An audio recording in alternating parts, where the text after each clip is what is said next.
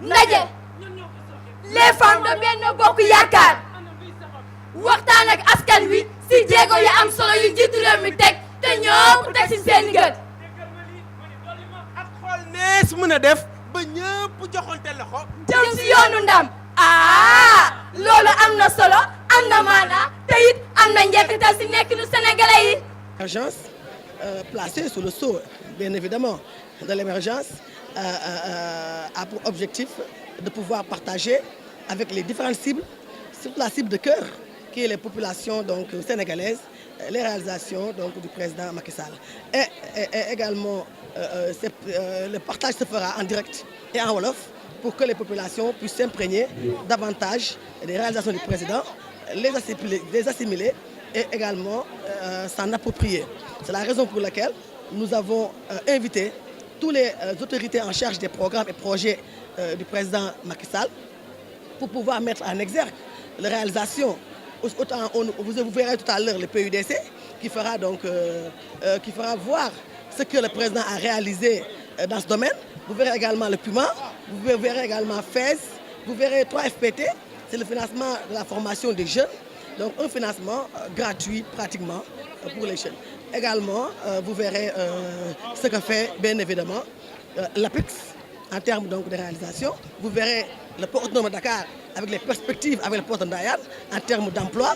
Vous verrez également avec le ministère de l'Agriculture ce que ce ministère a eu à réaliser d'extraordinaire donc, dans son domaine. Donc autant de choses, autant de réalisations que nous allons vraiment partager en direct et en wolof avec les populations sénégalaises. ku def lu rëy am lu rëy ku doxal ñu wax ko. namm sam xel liggéey ba ñëpp di ci jariñu. law la cat président Macky. kontaan lool ci li ma teew ci première nuit de l'émergence bi nga xam ne Femme Benno Bokk Yaakaar ñoo ko organisé fii ci King Fahd Palace ndax président de la République li nga xam ne liggéey na ko ci réew mi jaadu na nag ñu wone ko ba ku nekk teg ci sa bët dañuy wax sax lu ne fàng kenn du ko jeex waaye nag lii tamit bokk na ci ndax communication dafa am solo moo tax nag maa ngi félicité bu baax Femme Benno Bokk Yaakaar yëpp tous les partis confondus di wax ne incha allah rabbi ni ñu ko defee fii Dakar noonu lañ koy defee ci yeneen région yëpp incha allah rabbi. Parler est facile, mais dire ce qu'il y a à dire est la chose. Écouter est facile, mais comprendre l'essence et le sens, c'est l'idéal. de nos jours, ceux qui parlent sont nombreux. Mais ceux qui disent l'essentiel sont recherchés. Certains écoutent, mais ne comprennent pas. Ils regardent, mais ne saisissent pas. wax taamu nañ ci mu yiw leer tey jëriñ bu gàttee nag moo gën. déglu neex na loolu. waaye dégg ko dàq. gis dafa war a leer. dégg war a xóot. saytu luñ lay jox. ne consomme pas tout. digère ce qui est bon.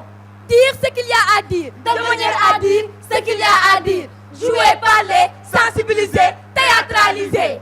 Toutes les femmes de Benno Siggil Sénégal, Benno Bokk Yaakaar, pour cette belle soirée qu'elles ont organisée pour mettre en évidence, pour montrer vraiment le travail qui a été effectué par le gouvernement du président Macky Sall.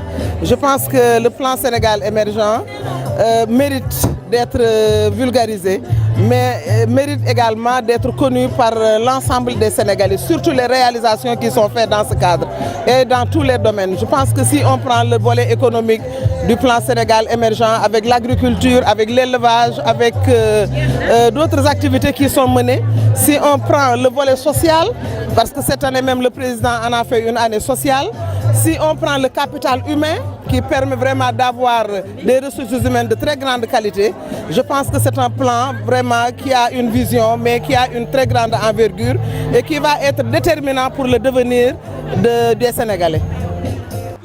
akay dëgg. moo tax mu ñëw ak CMU. la couverture maladie universelle yombal paj mi. gratuité de la césarienne. jigéen ñu toll ci mucc may nañ leen césarienne. gratuité des soins pour les enfants de 0 à 5 ans. tout temps yi door a juddu ba jàpp juróomi at duñu fay dara. gratuité de l'hémodialyse. ñii def dialyse duñu fay dara.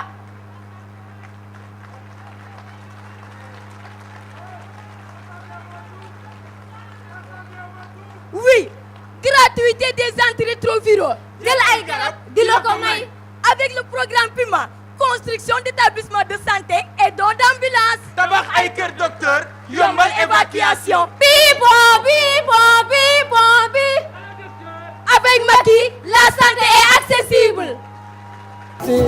programme de Benno Bokk Yakaar. C'est une activité de solidarité qui va permettre peut-être de mener beaucoup d'actions à l'avenir. Et je pense qu'il fallait le faire. Et cela permettra aussi aux gens, d'après ce que j'ai vu dans le programme, de mieux comprendre et de mieux connaître tous les acquis qu'il y a eu depuis 2012. Et cela, on va nous le montrer, on va nous en parler et également nous montrer que nous sommes sur la voie de l'émergence. Donc on va en tout cas allier l'utile à l'agréable et je trouve que c'est une bonne formule. wax lépp lu njiitu réew mi jot def ci réew mi du fi xaj lu duuf ci nag li léegi nag nañ ko dogatee ma ne li ñu def ci bool yi fees na biir yi. Parlons des grandes réalisations. nañ ci dem Électrification rurale. Macky la talamp yi mu ne xañ.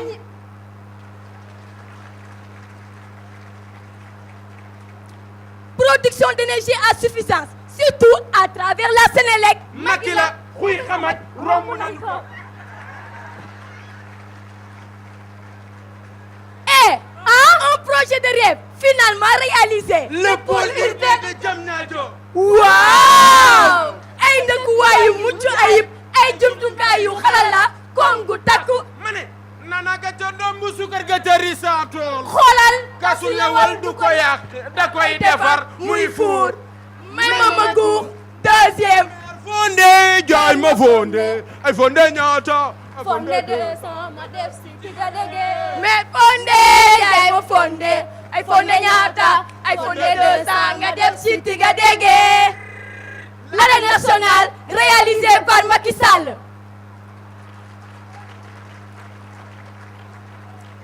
waa axlu lamb loo leen wax. ay jëmbër kormareem Sall ngaari. sama gaay maa ngi dem Foo jëm? dama yàkkamti Cargo. kan Train express régional le TER. ah allo Doudou train baa ngay dem de illa Touba nga jaar billahi ba tey Makira rek merci AIBD Aéroport international Blaise Diagne. waa yombal bi moom kana Le président Macky Sall.